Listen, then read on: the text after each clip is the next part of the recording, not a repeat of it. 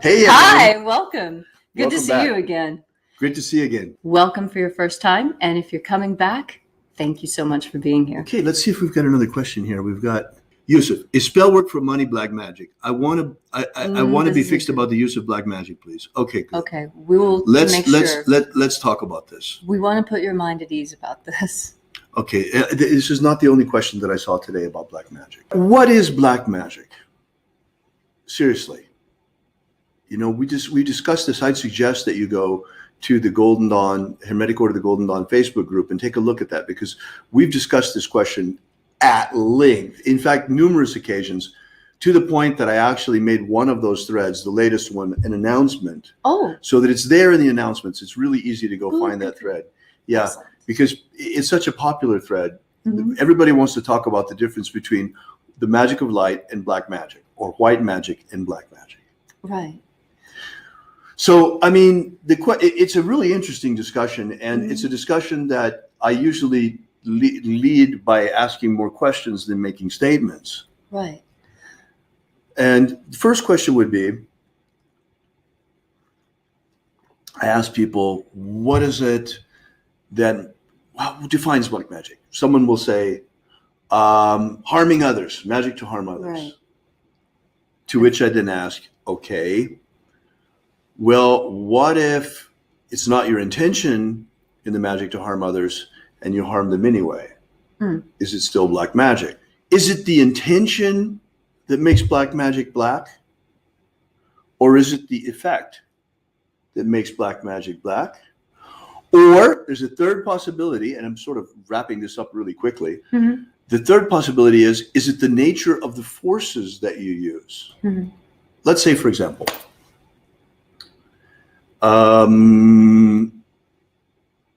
say you're using demons, you're working with demonic forces, which would be black magic, but you're using them for a positive end. Is it still black magic? Yes. Why? Because you're using demonic forces to achieve something that could have very easily been accomplished with either straight to earthly spell casting or by the use of angels, higher beings. How about you're using angels to hurt someone? Is that black magic? That depends on if you can ignite righteous indignation. If those angels are being called to avenge a wrongful death. Depends on the situation. Got it. Okay, here's another thing. Okay, how about a surgeon? A surgeon is going to hurt you. Clearly. When he cuts out the cancer. That's on purpose. So when you on purpose hurt someone, cutting out cancer, is that black magic? Only if you asked a demon to do the cutting. My whole point in this. Yes. The whole point is that things are not as simple as they seem. Right. If you look at it very carefully, you can always find a situation where it's not necessarily the nature of the forces. It's not necessarily the nature of the intention, or it's not necessarily the outcome. But each situation is a little bit unique. Now, that's not to say that the ethics behind it are not solid and firm.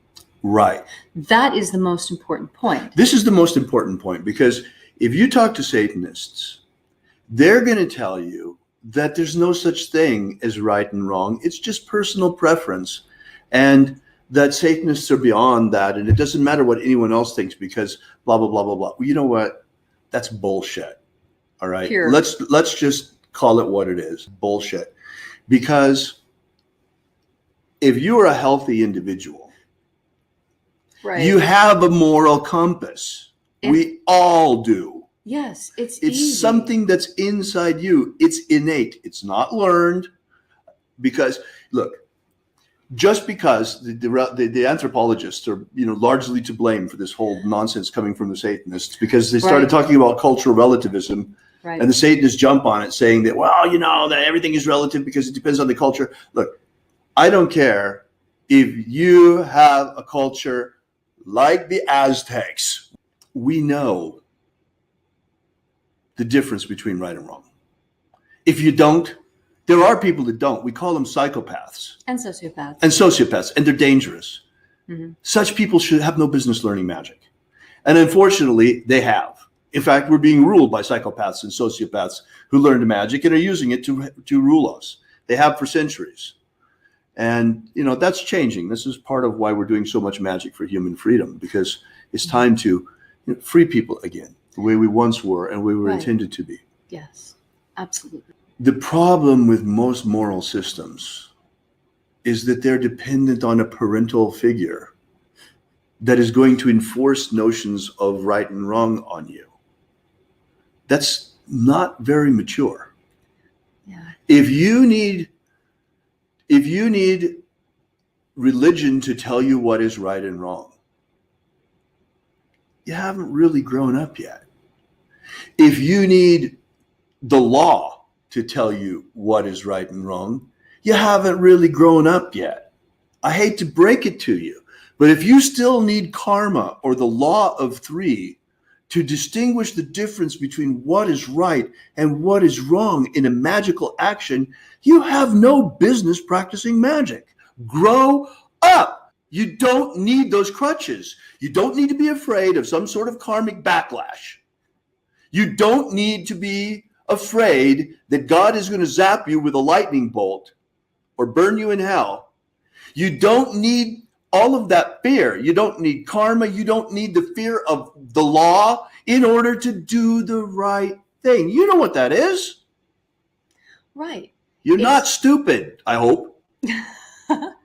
And, that little twinge that you feel, that little that's in your stomach when you did something and you're like, oh, that isn't quite right. And it's a physical sensation that you get. And the reason why is that the soul inside you, this is how it interacts and how it communicates. Right. One of the things that I learned from studying Hawaiian shamanism was very useful, that in our bellies is unihipili, and that roughly translates to Unihipili. Unihipili.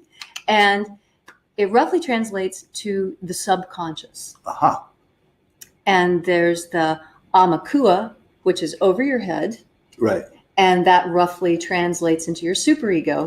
Okay. And then there's you. Right. Here in the center. And there's cords that connect them. There's one cord that connects you to the unihipili. And there's another cord that connects the unihipili all the way up into the Amakua. Right. So the Amakua can connect with the unihipili, but the only way to get to self is through the subconscious, through the unihipili. And the whole idea behind that is trusting the physical sensations of the body, because the Amakua, the one who's really making the decisions, the one from which ethics and the sense of right and wrong and duty and honor, chivalry, all these ideas come from here. Those must be percolated down into the unihipili before they can be brought up into the self. This is ancient Hawaiian teaching, and it is exactly true in psychology and all the other and in magic. Yes, it is a piece of magical knowledge that's very important. Let's talk even more about this because now karma. All right, karma is a very interesting idea. Let's discuss it a little bit. We haven't talked too much about magical ethics before on camera, so I really would like to mention a little bit more about this. Good. So the notion of karma is, and also the golden rule of Christianity, do unto others as you would have them do unto you. Okay? And then you have also this idea of karma, of whatever I do to other people is going to come back to me. Right. Okay. I can understand why teachers taught these things to people, to the masses, because, humanity was at earlier phases not so evolved like we are now. Now we've grown up. We can understand these things a little bit better. What you really need is an enlightenment experience. You need to know the truth of who you are. Because once you see beyond yourself and you understand that you are everything, the entire multiverse, the divine energy that's flowing through everything, you're a part of it and it's a part of you, and you are that. once you see that, you understand that you're living here in this reality, in a wonderful house of mirrors, in which there is only one of us, which is the God force, really, and seeing itself in thousands and millions and billions of reflections in everybody and everything that we meet. Yes. See something you don't like in somebody else? You're seeing something you don't like about yourself that you haven't accepted about yourself yet. Admire someone else? You're seeing something that you like about yourself. Think about that for a moment, and it certainly changes the way that you interact with other people. This is an enlightened point of view, or an illuminated point of view. So the same then comes for the notion of karma, because once you understand that you are the entire multiverse, then, and everyone is just your reflection, then what you do to others, you literally, in truth, do to yourself. So it's not karma, it's instant karma. Right. And, you know, you may not see the manifestation of it directly. Yeah, because But most times you do. Because we're living in duality. That's the whole Right. the whole beauty of this wonderful planet that we're living on, is that we get to experience ourselves as individuals. Yes. Because we're and living learn in this about duality, individuality. in distinction to everyone else. Yes. And learn these wonderful, beautiful lessons of individuality. And one of those lessons is a sense of ethics, of how to interact with one another from a mature perspective. You know, not needing to be afraid of punishment. Right. There's no need to be afraid of punishment. You needed that when you were a kid. Not anymore. Now you know better. You do. We've grown up. And you do things because you know it's right, because it makes you feel good to do the right thing. Let's talk a little bit about this, because, you know, I don't want to start imposing dogma on people because, you know, needing dogma, to rely on dogma for a sense of ethics is, again, it's an immature way of approaching this. And I would like you guys to become mature spell masters, master spell workers. And in order to do that, you need a mature sense of ethics. So what I recommend to you is what I use myself. We, both of us, use. We have a code of chivalry. Chivalry, in a magical sense, like we're talking about, a magical, ethical sense, means something different than it did in the Middle Ages. I mean, we're not riding horses and jousting. Right. The magical chivalry is something equally practiced by men and women. Exactly. It's something it makes no difference of gender. But rather, it's a code of honor, of personal honor, of also having enlightened, it's also a code of enlightened self-interest. Because once you understand that you are others and they're you, then you want to treat them good. And not only that, but there are all kinds of interesting things about this. Like, what you do to others, you do to yourself automatically. So if you find yourself living in a box, for example, your relationship is no longer satisfying, or, you know, in any of these things, it is 100% absolutely self-created. All of it, everything. Which means it can be self-fixing. Which means it can be self-liberating, and that you can undo the box. You built the box, you can untie the box as well. Because every situation we find ourselves in, we are 100% personally responsible for it. Yes. This is a position of power. This is a position of understanding that you are a magically and spiritually and ethically empowered individual. You are sovereign. You are sovereign. This is something very important. And it saying, I am sovereign, I am sovereign, I am sovereign. Saying it 3 times to yourself in the mirror. Anytime you feel unsure of yourself, you watch what a change that makes in you. To help you overcome insecurities. It's very good. And in a sense of magical ethics. Yes. And a sense of chivalry. Okay, for example, there are a few rules that I follow because of enlightened self-interest. Like Leslie and I, we legitimately are trying to help others. I mean, we're trying to help you right now by empowering you with magic. Last night we did our human freedom ritual again. We're trying to empower the entire human race with freedom and bless the whole planet with freedom. Why? It's also not only because we love everyone, but also it's enlightened self-interest, because we are freeing ourselves by freeing others. You want to be free? Free others. Right. It's that simple. Yes.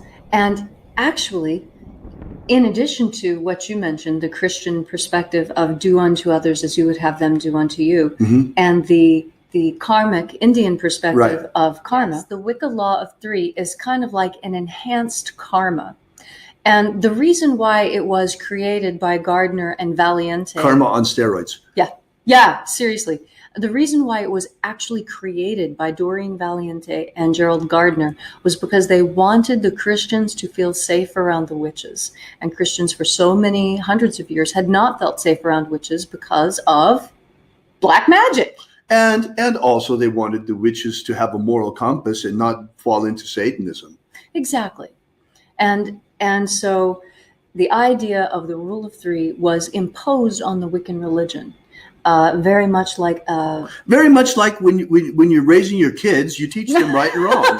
Right. I mean, you know, when you're growing up, you need a firm hand from your parents. I mean, karma is important. The golden rule is important. The law of 3 is important. These things are good parenting. Right. And I had the great opportunity to be in the company of a very intelligent rabbi who said, oh, we have a different way of saying it. Don't do to other people what you wouldn't want done to yourself. That really solves a lot of problems right there. Also? Oh, yeah. Because he was a rabbi at a Jewish children's school. And he was explaining how, you know, when they're doing the teaching, this is one of the things that they teach their young children immediately in the synagogue to help them behave better. Now, Tommy, don't you pull her hair or I'm going to let her pull yours. You don't do to other people what you don't want them to do to you. Yeah. And this is why, you know, you always have the avatars of all ages, you know, that are the people that are the slightest bit enlightened are all, what do they work with? Trying to help humanity. Why? Right. Because they are fixing themselves. Right. Because it's based on what they learned. It's really the best way. It is. The best way, also think about it. In magic, we're using things are what they represent. Symbols are what they represent. So, okay, you're using people as symbols of who you are in order to change things in yourself by changing things by helping them. Mm-hmm. But you can change your relationship to you. This is the cool part. You can really change amazing things you can discover with this. You can change your relationship to you through interacting with others once you understand that they're you. That this is all a house of mirrors. I want to come back for just a second to Yusuf here because, you know, his question was a very good one, and we haven't talked about money yet. Specifically, we've talked a little bit about magical ethics, but Yusuf asked if it's black magic to use magic for money. All right, look, this is very important because this is an area where people's moral compass gets weird. Oh, yeah. And in a lot of different directions. Some people are ready to walk over corpses in order to get money. Other people feel guilty about using a spell in order to pay the rent so that their family is not homeless. Right. I mean, it's kind of silly, all of this. Look, let's take it back to the very beginning. Hunting magic. Hunting magic, exactly. That's a great idea. That's a great thing. Oh, well, you said the beginning. Well, yeah, that wasn't what I had in mind, but you're right. I'm going all the way back to the Paleolithic with that one. There you go. Hunting magic. Yes. Please. Okay. Now, all those fancy paintings, Lascaux, that is trying to do what? It's trying to get bucks. Right, exactly. Get it? Trying to get bucks. It's prosperity magic. Money magic is prosperity magic. It comes right down to that. And prosperity magic is hunting magic. Prosperity magic is hunting magic. So it's all good. It's not black magic. It's an essential part of humanity's magical repertoire. Being able to have a successful hunt by using magic is important, and our ancestors have been doing it for thousands and thousands of years. Tens of thousands of years, in fact. So get it through your head. There's nothing wrong with being prosperous. Nothing at all. In fact, the natural state of the universe is prosperity. The God force is in the very embodiment of prosperity. There's nothing as rich as that in the whole universe because it's everything. And because you are everything, you are incredibly prosperous. All right. Why is it that there's so much suffering? Why is it that there's so much poverty? Well, part of that is manufactured by people who want to enslave us and are getting a kick on pushing other people around. I mean, you've met him. Free will and all. I mean, if we're going to have free will, we have to let those jackasses exist too, I guess. Sure. And there's some people who get off on being pushed around. I know. And for some people, in order to believe that this life in this incarnation is real, they have to suffer pain and have to feel in order for it to be for real. Right. It's going to be real this time. It's going to be real this time, you know. It's going to hurt. Yeah. I mean, if it doesn't hurt, it's not real. There are people that are like that. I mean, they can't just accept that this is a marvelous real dream that we're having. Real dream. This is a marvelous reality that we're having here without having to go through a whole bunch of suffering and pain in order to make it real. Anguish, yeah. Because when you go down that path, the next thing you got are these bloody cluster bombers over here. Right. We do not need cluster bombers and war in order to believe that this reality here on this planet is real. Come on, folks. Lighten up a little bit. Have some fun. Enjoy your life. It's real, and quit worrying about it not being real enough and just enjoy the wonderful game that is life on this planet. It's supposed to be the Garden of Eden, guys. The whole planet is the whole garden. Planet. Not just some puny little chunk that for some reason people are still fighting over. Whatever. The earth is a garden of souls. And this is our phase coming down into matter, embodying in a meat body, in order to learn the blessings of individuality. And you know, this is the most incredible thing that it is. But it's not supposed to be laborious. It's not supposed to be. It's not supposed to be what it's become. Right. Okay. Some people are cheating. We know that. And lording it over all the rest. And because of free will, they're doing that. But because of free will, we also have the right to stand up and reclaim our power and not be lorded over by other people who are willing to use human sacrifice and all kinds of black magic and stinkiest kind of crappy magic you can imagine in order to enslave others. No. It's time to be free. And it's time to be prosperous. The universe is prosperous. The universe is abundant. The universe wants you to be prosperous. And with hunting magic, do you see? Just consider each unit of money to be perhaps a fish or perhaps a deer or a sheep, you know, whatever unit Every of buck food. a real buck. Yeah. Well, okay, so I'm from West Virginia. I've been deer hunting all my life. It was so easy for me to make the switch in my mind. So if you've got guilt in your mind around using magic, which I sounded like you did, Yusuf, this is why I took this tact, you know, get rid of it. It's useless. You don't need it. I mean, that kind of stuff does come from culture. It does. And there's no need for it. So just reclaim your power. Use your hunting magic in order to get your needs met. Yes. I mean, there's nothing wrong with using magic to make your life easier. We're supposed to be here on this planet, having a good time. Singing, dancing. This is our childhood. Art. We're supposed to be kids here, you know, learning, growing souls, learning individuality so that we can then ascend to become the pure, luminous creatures that we're destined to become, of pure light, living inside the stars in the future. That all humanity, the angels, are angelic future selves. And while we're here, we're supposed to be good to each other. Yeah. Keep the place clean and make sure there's somebody after us and have a good time. Keep it clean and have a good time. And have a good time. I mean, we're here to have a good time. Basically. We do not have any choice and any control over where we're born and the family that we're born into. Right. But we do have one thing. And that changes everything. The great equalizer. Yes. Magic. Magic is the great equalizer. It's how you take an otherwise uneven, unfair life. And an unequal playing field that's Right. rigged against us. Right. And you re-rig it so that it's in our favor. Right.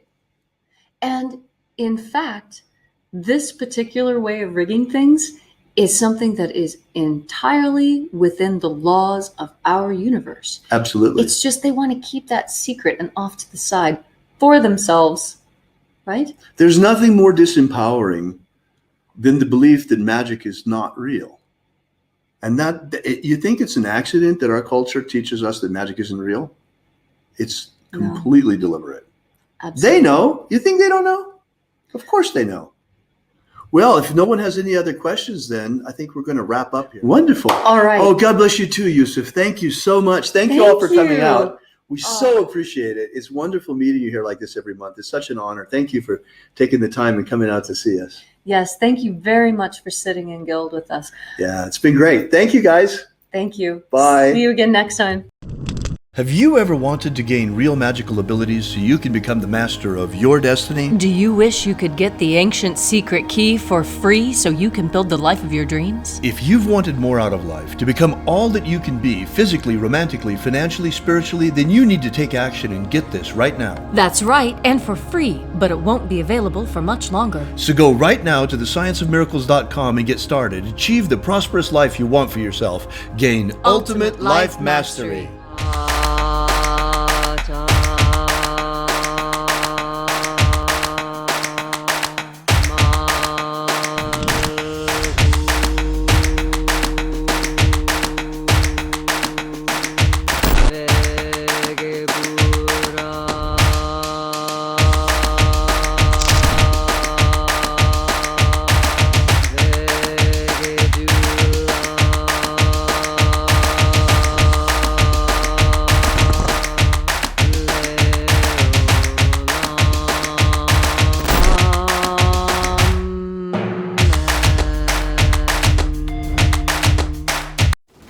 Are you familiar with the Rosen Cruiser with what's his name?